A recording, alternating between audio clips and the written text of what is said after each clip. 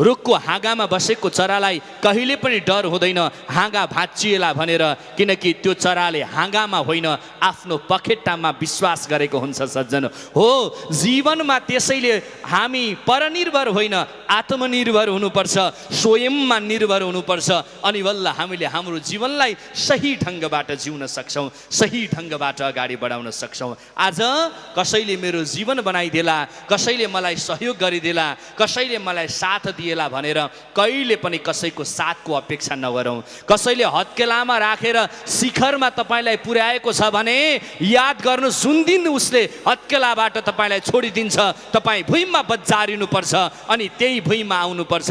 त्यसैले अरूले बनाइदिएर होइन स्वयं बन्ने प्रयास गर्नुपर्छ सज्जन, स्वयं निर्भर हुन सक्नुपर्छ, स्वयं आफू अघि बढ्नुपर्छ। मेहनत परिश्रम र कडा कडा परिश्रमका साथमा अगाडि बढ्नुपर्छ, अनि बल्ल हामीले जीवन सुन्दर बनाउन सक्छौँ। भनिन्छ नि जीवन चाहनाले चल्छ बहानाले होइन। हामी यति चाहना गरौँ जीवन सुन्दर बनाउनका निम्ति, मनबाट चाहना गरौँ, मनबाट त्यो चाहना राखेर अगाडि बढौँ। कसैले कसैलाई बनाइदिने होइन, कर्म पवित्र गर्नुहोस् त सफलता तपाईँको पछाडि आउँछ। कर्म गर्दा मनबाट चाहेर गर्नुहोस्, मनबाट चाहना राखी कर्म गर्नुभयो भने सबैको आहा बन्न सक्नुहुन्छ।